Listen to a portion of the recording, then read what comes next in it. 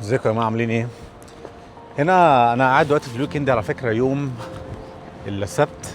بجد الويكند يا جماعه هنا من احسن الايام اللي ممكن تحس فيها بفايب كده ان انت مرتاح. عايز اوريك كده بس الحته اللي حواليا دلوقتي يا جماعه. قاعد في جلينيلج في حته بتاعه يخوت وكده، حته جميله جدا. هي اصلا جلينيلج على فكره من المناطق الحلوه قوي، زي ما قلت لكم قبل كده في فيديوهات. اللي اتفرج على الفيديوهات اللي قبل كده، انا رحت جلينيلج كذا مره. منطقه جميله جدا. انتوا شايفين كله نازل، اللي يتمشى واللي يشم هوا واللي قاعد في البارك، اللي قاعد عامل بيكنيك. الاطفال هنا بيلعبوا في مناطق الالعاب والكلام ده كله. انا النهارده يا جماعه جاي اكلمكم في موضوع مهم جدا، وطلع على فكره برضو مني الفتره اللي فاتت كتير جدا، وهو موضوع الايجارات او السكن في استراليا. انا واحد على فكره من الناس يا جماعه، زي ما قلت لكم اللي ما عرفنيش، انا مهاجر مصري هنا في استراليا، قاعد هنا تقريبا بقالي 8 سنين وشويه. وعلى فكره قاعد انا مش ما عنديش بيت هنا، مش متملك بيت يعني، على طول باجر. ف انا عندي خبره في الايجارات طبعا، لان انا تقريبا اجرت اكتر من حوالي بيتين 3 تقريبا. فطبعا عندي خبره طبعا، بدايه من ساعه ما بتدور على بيت وازاي تدور على بيت، والاجراءات اصلا تجيب بيت ازاي وتعمل انسبكشن، والريل استيت ايجنسي، والقصه اللي اي حد مهاجر بيقابلها دي. وطبعا بتبقى قصه بصراحه مش سهله، وتبقى صعبه لاي حد على فكره، يعني ذهنيا وماديا وعقليا، والموضوع بقى صعب جدا مهما رحت على فكره، سواء هنا في استراليا، مصر، اي بلد في العالم. هو دايما السكن يا جماعه بيبقى اكتر معضله واصعب حاجه بتبقى على اي حد جاي جديد هنا، وحتى مش جاي جديد، حتى جاي بقالك ان شاء الله حتى 10 سنين. الموضوع بقى رخم جدا، ومحتاج صبر، ومحتاج طبعا بروسيس طويله. عشان البروسيس طويله لازم تخش فيها عشان الموضوع بالنسبه لك لحد ما يبقى مطمئن او مريح شويه. انا دلوقتي بدات هنا من جلينيلج في المكان اللي انا فيه. رحت دلوقتي تقريبا السيتي او حته حوالين السيتي كده، حلو قوي بصراحه. دي الكومفورت زون بتاعتي، احب كده اقعد فيها. في محل على فكره اسمه اسبريسو، عملت عليه شورت قبل كده، بيعمل القهوه ببلاش لاي حد عايز يجي ان شاء الله. حتى لو جيت في اليوم 3 4 5 مرات كل يوم، 365 يوم في السنه. انا طبعا مش بستغل الموضوع ده ولا حاجه عشان هو ببلاش، بس هو حاجه كده في السريع الواحد ياخدها. هي طبعا بتبقى قهوه كده، اللي هي البوتس، اللي هي بتاع كده بتضغطها بتنزل القهوه بتاعتها، مش اللي هي بتعمل طحن للحبوب القهوه، وبتنزل كده فريش وجميله. طبعا شتاني الفارق ما بين الطعم هنا وهنا، ولكن نطلع كده طالعه انا وانتو ونجيب القهوه بتاعتي، وبعدين ممكن نطلع من مكان. فيلا بينا. لسه على فكره دلوقتي يا جماعه واصل السيتي عشان اخد القهوه بتاعتي قبل ما نروح نقعد في المكان اللي قلت لكم عليه ده، ونتكلم في الموضوع بتاعنا بقى براحتنا. انا دلوقتي حوالي الساعه 4 في وسط الداون تاون في السي بي دي. انا دلوقتي لسه راكن العربيه بتاعتي هنا. مكان راكن يا جماعه في الداون تاون في الويكند بيبقى صعب جدا، عشان تلاقي مكان طبعا لازم تلف حوالي ممكن 10 دقايق ربع ساعه في نفس المكان، لغايه ما تستنى حد يطلع من المكان بتاعه، وبعدين تروح داخل مكانه على طول عشان تلحق يعني. انا دلوقتي على فكره في الداون تاون تاني، زحمه جدا زي ما انتم شايفين، والناس كلها خارجه بقى، اللي بتعمل شوبينج واللي بيتمشوا واللي بياكلوا ويشربوا. خلاص بقى فرصه بعد اسبوع طويل. دلوقتي على فكره يا جماعه داخلين على محل هجيب منه القهوه الفور فري. قهوه على فكره عاديه جدا باللبن وكويسه جدا، مفيش اي حاجه غلط يعني. Hi, how you been? Fine, good. Just want to try the one of the pods in there. Can I try one of them? Head over to the coffee room. Sorry. Oh, should I go in there? Yeah. Tasting? Yeah. You have to go to the coffee room. Okay, thank you. Thanks.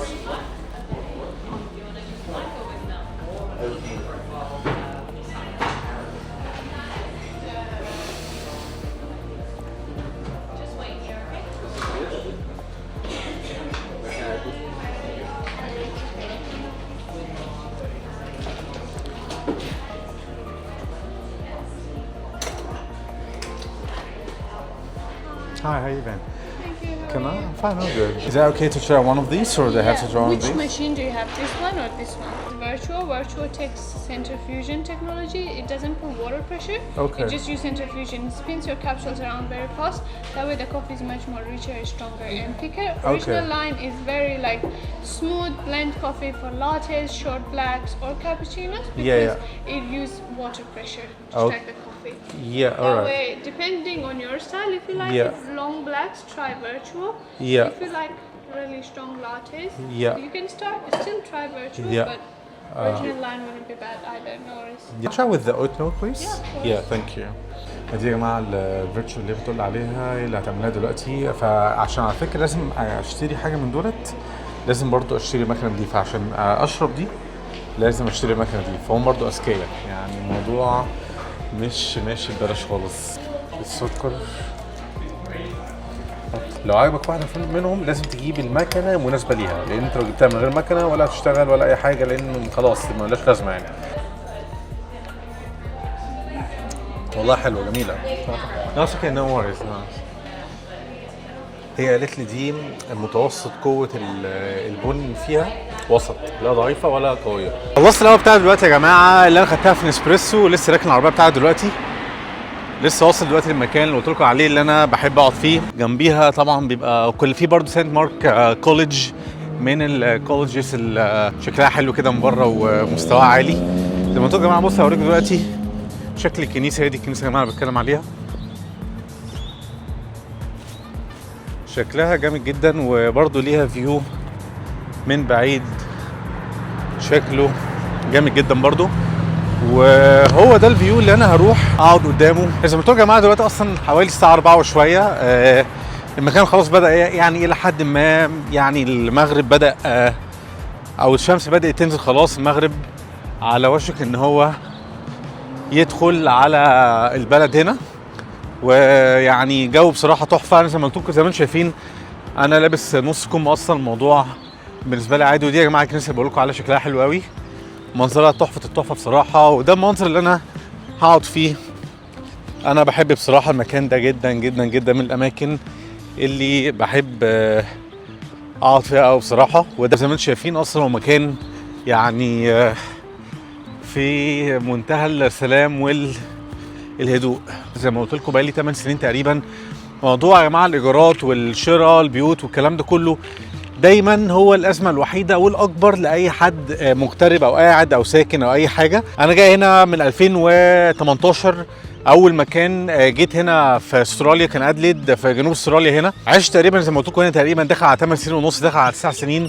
انا مش متملك بيت هنا، وما اعتقدش ان انا ممكن اتملك في المستقبل القريب، لان الاسعار بصراحه بقت صعبه جدا. يعني اسعار البيوت هنا سواء ايجار سواء شراء او اي حاجه، الموضوع بقى صعب جدا خاصه الفتره اللي احنا فيها دي، وبرده مع تزايد ارتفاع الفوائد بتاعه القروض بتاعه البنك. لان انت هنا في استراليا يا جماعه، هنا لو انت عايز تشتري بيت الموضوع تقريبا الى حد ما بيبقى سهل. في فرق طبعا ما بين حد يكون لو حد اول مره يشتري بيت، الموضوع الى حد ما مش عايز اقول سهل قوي، ولكن هو مش صعب خالص. انت مجرد بس بتدفع المقدمه بتاعه الثمن الاجمالي بتاع البيت اللي هو 5% تقريبا. تدفع 5% وبعدين 5% مثلا لو احنا بنتكلم في 500,000 او نص مليون. لو مثلا انت بيت اللي انت جايبه 500,000 او نص مليون دولار، تقريبا 5% بنتكلم في حوالي 50,000 او 60,000. لو انت عايز طبعا تدفع اكتر عشان تقلل المورجج او الكارد اللي بتاخده من البنك، القيمه بتاعته بتقل يعني، ممكن طبعا تدفع اكتر. بس هو اقل حاجه 5%. ده ممكن اي حد عايز يشتري بيت لاول مره في استراليا الحكومه بتديله التسهيلات دي، وبعدين بتروح للبنك بتاخد منه موافقه ان انت عايز تشتري بيت معين. طبعا بتروح انت بقى تجيب البيت سواء عن طريق الاوكشن ده يا جماعه اللي هو مزاد، بتقعد فيه كده مثلا مع 20 30 واحد قدام البيت. وفي الريل استيت ايجنت بيفضل يقول مثلا من بدايه سعر البيت ده 500,000، وحد يقول مثلا 550، الثاني يقول 600، الثاني يقول 700، لغايه اصلا ما ممكن ثمن البيت في الاخر يرسى على 800,000. ده غير لو انت مثلا المزاد رسى عليك انت ب 800,000 واصلا سعره 600، بتقدم البيت ده للبنك وبيعملوا تقييم بقى واسسمنت بشكل عام، وبعدين بيدوك كارد ب 800,000 دولار، وفيهم طبعا الفايده بتاعت البنك اللي هي تقريبا 300 400,000 زياده فوق البيت. فالبيت مثلا بدل ما يكون ثمنه 800,000 ممكن يرسلك على 1,100,000 1,200,000. فانت متخيل بتدفع فايده على المبلغ الاجمالي للبيت رهيبه، تقريبا يعني قريب من نص ثمن البيت تقريبا يعني. فدي مشكله كبيره جدا لاي حد عايز يشتري برضو. غير كده، غير موضوع ان انت اصلا تعاقب بتدفع ال 5% المقدمه وبتعمل عقد الكارد مع البنك، لان البنك هو كده كده بيكون المالك الاصلي للبيت وبيقسط لك ثمن البيت بالفايده على مدار 25 30 سنه.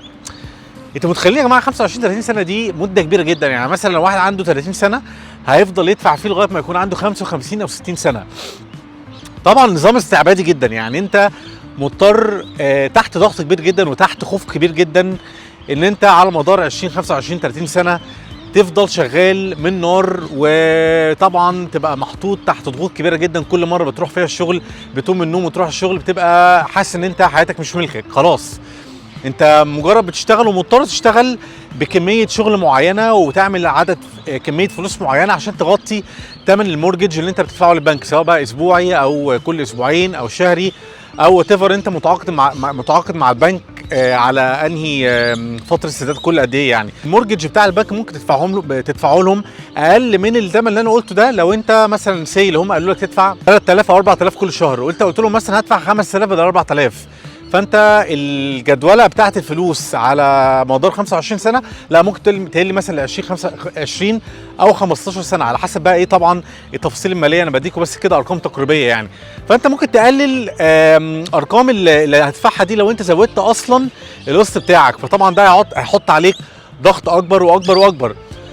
في الاول وفي الاخر يا جماعه خدوا بالكم برضو، يعني كل واحد ظروفه الماليه من حد للتاني بتفرق. يعني لو حد تاني بقى عنده مصدر دخل اعلى بشكل واضح اكيد الموضوع بالنسبه له بيبقى اسهل. ده اللي اغلب الناس بتواجهه. في طبعا يعني الناس اللي هي فاتحه بيزنس مثلا او بتعمل دخل برقم معين كبير شويه، فطبعا الموضوع بالنسبه لهم الى حد ما بيكون اسهل، ولكن احنا بنتكلم بشكل عام يعني على الشريحه الاكبر من الناس هنا. يعني بدات كلامي عن ازاي تشتري بيت لان ده ليه علاقه وثيقه جدا بان انت ازاي تأجر بيت في استراليا، لان الايجارات في الاول وفي الاخر الاسعار بتاعتها بتتحدد بناء على سعر الفايده والماركت بتاع شراء البيوت. ليه؟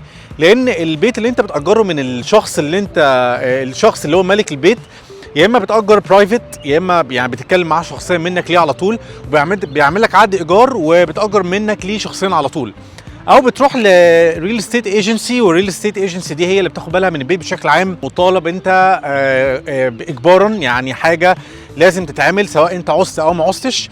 كل 3 شهور بيجوا ببيت سواء انت موجود في البيت او مش موجود، بيحددوا لك كل 3 شهور اليوم والساعه اللي هيجوا فيها البيت عشان يدخلوا يشوفوا الاساسات بتاعت البيت، الحيطان، اي حاجه تبع البيت من اول ما دخلت فيه كانت موجوده بيعملوا عليها تشيك عشان لو حاجه عايزه تتصلح، حاجه بايظه ولا حاجه فبيعملوا عليها تشيك ويصلحوها لك.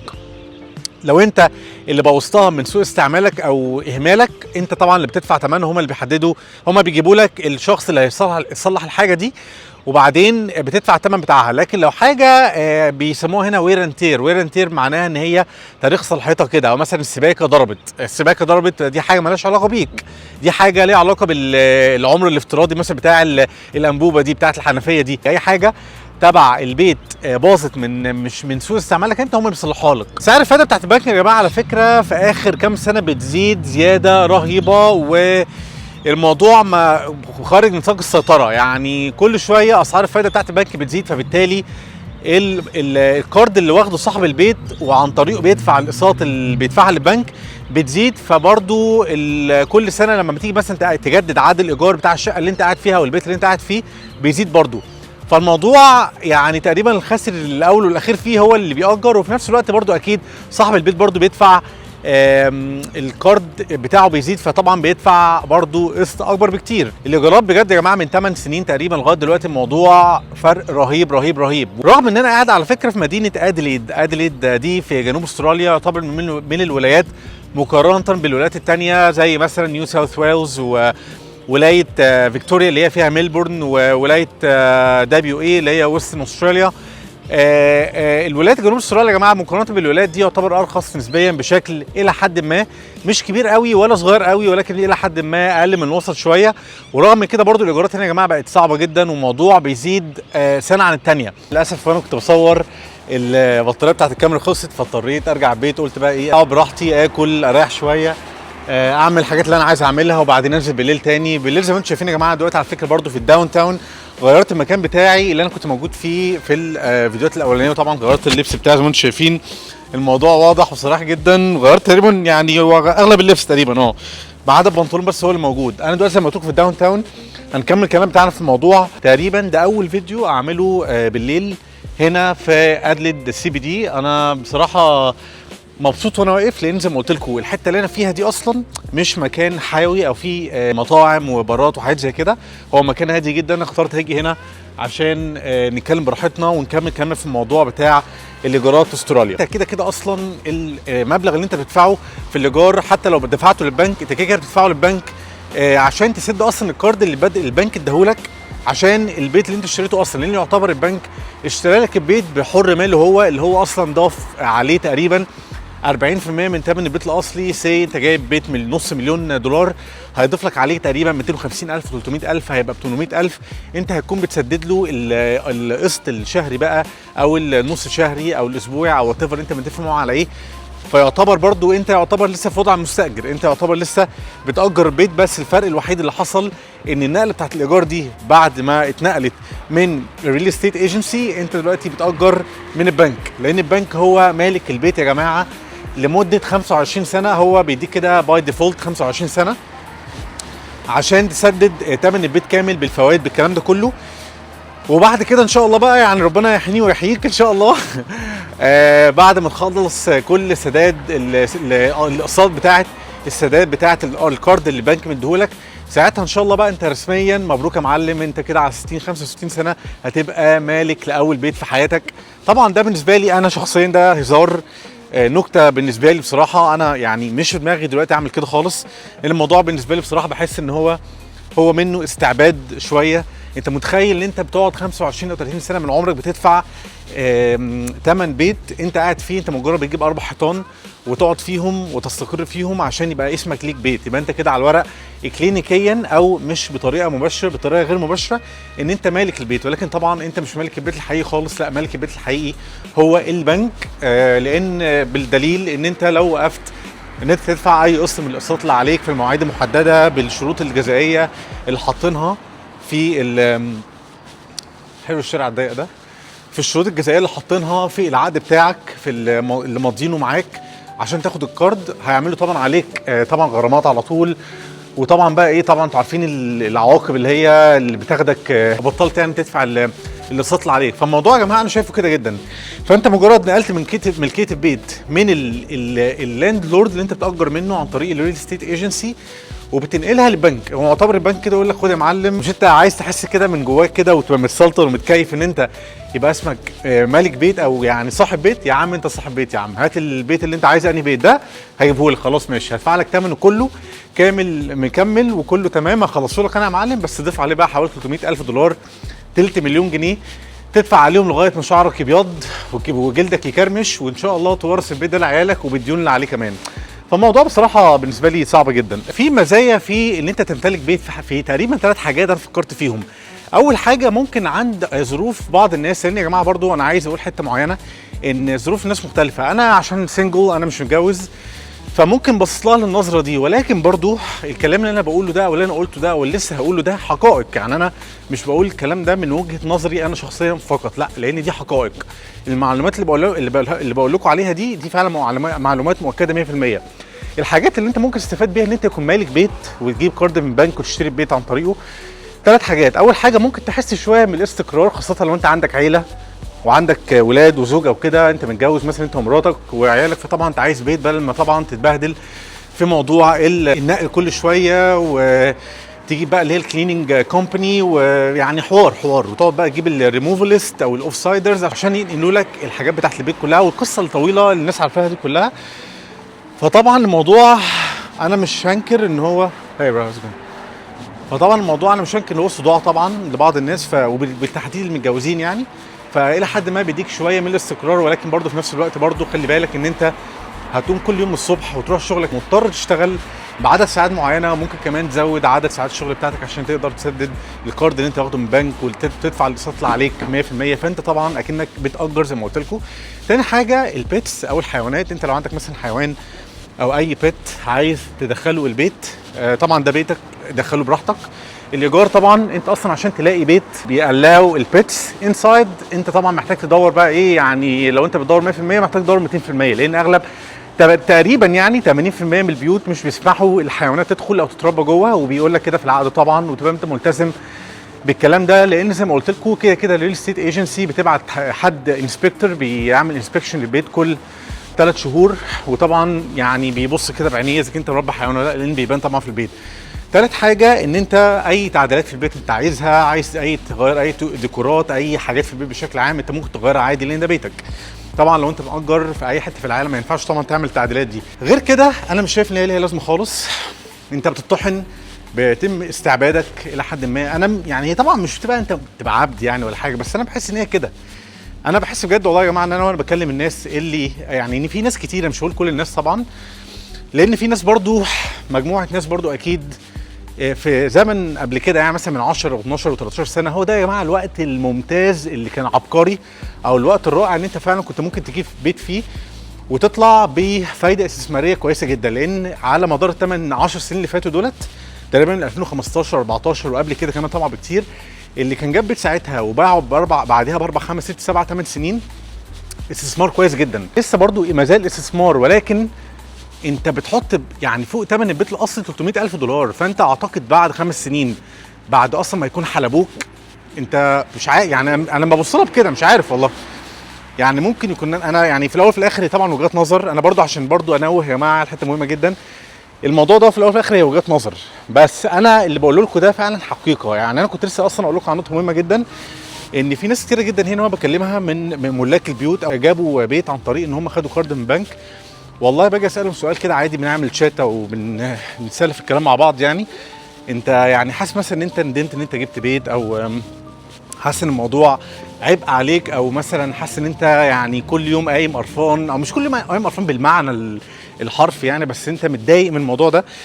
بحس بجد والله انه عايز يقول لي على جنب كده، يقول لي بصراحه انا بصراحه يعني حاطط عليا ضغط كبير. وعلى فكره يعني دي بقى معلومه مؤكده 100%، ناس كتير جدا يا جماعه جابوا واشتروا بيت، طبعا لا في اجازات ولا في سفر ولا في اي انترتينمنت زي ما كانوا متعودين قبل ما يجيبوا البيت، ده 100% مؤكد. ودي بقى اتقالت لي 100%، يعني الحته دي مش يعني هم ما خبوهاش، هم من كتر ما الموضوع فعلا مؤثر عليهم بيقولوا لي كده. مفيش اجازات، مفيش بقى هوليداي، مفيش بقى ان هم يسافروا اوفرسيز والكلام ده، يعني 70 80% من الحاجات دي بتلغي. فمعلم انسى الكلام ده بعد ما تشتري بيت. تجيب بيت هنا ايجار في استراليا، تدور على النت. طبعا النت مش مخلي حاجه اليومين دول، بتدخل على النت في مواقع كتير جدا معروفه زي هوملي، في دومين، في realestate.com. المواقع دي كلها عن طريقها ممكن تجيب بيوت منها ايجار. انت لو عملت سيرش يعني سهل جدا عن طريقها تعرف المواقع كلها اللي هي ممكن تاجر عن طريقها بيوت. بصوا يا جماعه دلوقتي انا في نص الشارع بالظبط، الشارع شكله جميل جدا، فاضي، ما فيهوش اي حد خالص. بتعمل ريكويست ان انت تعمل انسبكشن للبيت ده.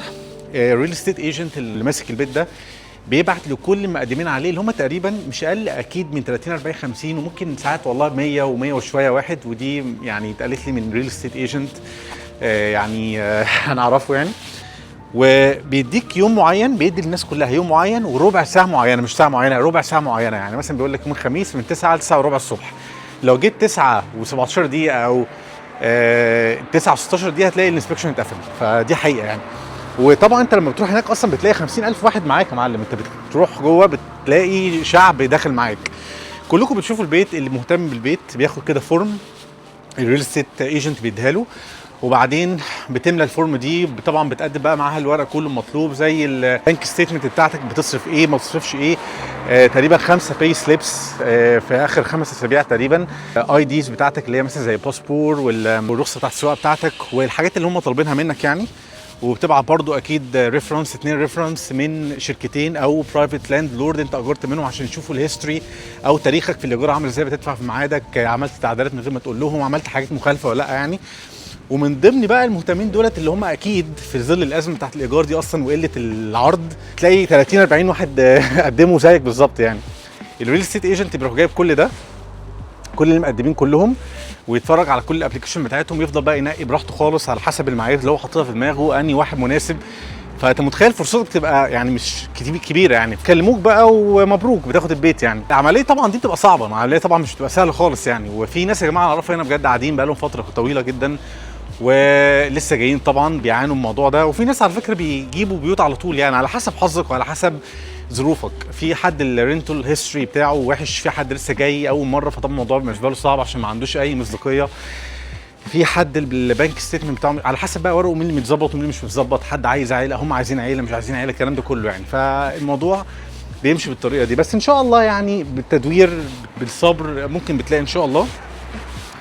فالدنيا ماشيه كده يا جماعه. فعلا الايجارات هنا الموضوع بدا يبقى ازمه، الموضوع بدا يبقى غالي جدا. وانا والله مش قصدي اديكم نظره تشاؤميه او اخليكم تحسوا باحباط او بقول اي كلام كده خلاص عشان اعمل ريتش ولا اعمل فيوز ولا حاجه. انا فعلا بقول لكم والله بجد يا جماعه الواقع 100%. لان انت لو عندك سكن خلاص اعتقد 80 90% من قلقك هيروح، مش هيبقى عندك اي قلق من اي حاجه. تخيل انت كده قاعد بيتك، يعني معروف ان انت قاعد فين ومريح دماغك بقى، فاهم يعني. لكن موضوع الايجار ده رخم. انا واثق ان في ناس هنا قاعدين في استراليا هشوف الفيديو ممكن يقول لك يا معلم لا انت مش عارف قلت كذا كذا، لا انت ما قلتش كذا كذا، ويفضل بقى ايه يعدل في كلامي. يا جماعه انا بقول كلام من وجهه نظري ومن وجهه نظر واحد قاعد هنا بقاله اكتر من 8 سنين، ويعني من واقع خبرتي انا. ممكن واحد تاني هو يعني وجهه نظر ان الكلام ده غلط، براحته عادي جدا، كل واحد ورايه وكل واحد ودماغه يعني.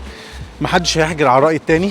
لا اللي مأجر عارف ان هو كام الايجار ولا لا، لان هو اصلا كده كده الايجار عالي جدا، ولا المشتري اصلا مبسوط لان هو برضو بيدفع للبنك ومربوط معاهم او متكاتف معاهم بعقد لمده 25 او 30 سنه. بقيت حياته بقى ربنا معاه هيفضل يدفعهم طول عمره. Hey bro, how you been bro? Been alright? فالموضوع يا جماعه بجد ازمه ناس كتير جدا، سواء المستاجر او صاحب البيت. فربنا يسهل والله على الناس كلها. اللي اتمنى والله ان كله يتملك بيت وكله يشتري بيت ونخلص من القرف اللي احنا فيه ده. فاول مشتري اللي هو فيرست هوم باير بيتعرف ان هو يدفعها، دي تقريبا برضو 1 أو 2% مش فاكر قد ايه يعني، بس هي مبلغ يعني 10-20 الف دولار تقريبا. وفي برضو حاجه اسمها تقريبا كونسل ريت، وفي حاجه اسمها ستراتا، وفي يعني في حاجات تانية كده اللي هي الهيدن فيز دي، يعني بتدفع بقى على حسب موقفك انت. يعني لو انت جايب بيت اول بيت في حياتك غير لو واحد جاب يعني بيت وعايز يجيب بيت التاني، فالحكومه بتقول لك انت عايز تجيب بيت، انت بقى انت محوش بقى شويه دولارات كده تحت بلاطه يا معلم وعايز تستثمر فيهم. عايز تستثمر؟ طب تعالى بقى هروح حاطين عليك ضرايب تاني وهيدن فيز تانية والكلام ده كله. ممكن واحد يكلمني في الحته دي ماشي، انا يعني ما عنديش مشكله في الكلام ده، ولكن انا بتكلم ممكن اغلب الكلام في الفيرست هوم بايرز. ويعني لان دي مشكله، ما هي لو بالبساطه دي مش هتبقى مشكله، لان فعلا الموضوع معضله ومشكله. فوصلنا لغايه اخر الفيديو. اتمنى يكون الفيديو عجبكم، واتمنى ان انا اكون وضحت لكم كل حاجه بخصوص الايجارات. وتقريبا كمان موضوع الايجارات اصلا شدنا للتمليك، فاحنا اتكلمنا تقريبا دلوقتي برضه على ان انت تشتري بيت والحاجات اللي حوالين شراء بيت والتملك بيت، وان انت برضو موضوع الايجارات ده بيبقى عامل ازاي هنا، وصعوبه الايجارات هنا عامله ازاي والكلام ده كله. فاتمنى يكون الفيديو عجبكم والموضوع كان بالنسبه لكم مفيد. ما تنسوش بقى يا جماعه تدوسوا لايك على الفيديو، الموضوع ده فعلا بيساعدني جدا، او اليوتيوب بيعرف ان الفيديو ده مرغوب فيه او بيقدم حاجه كويسه الناس بتحبها. ما تنسوش تدوسوا لايك، تعملوا شير، تعملوا طبعا اهم حاجه سبسكرايب للقناه، الزرار برضو بتاع الاشعار بتاع ان لما اجيب لك فيديو كده او انزل فيديو يروح عامل لك تعرف ان انا نزلت فيديو على طول وتتفرج عليه، وتدوس لايك برضو الفيديو اللي انا عامله تاني هيعمل لك ده. وبس يا جماعه، وان شاء الله اشوفكم فيديوهات جديده، واي حد عنده اي حاجه عايز يقولها في التعليقات يقولها، وان شاء الله اشوفكم فيديو جديد. السلام عليكم.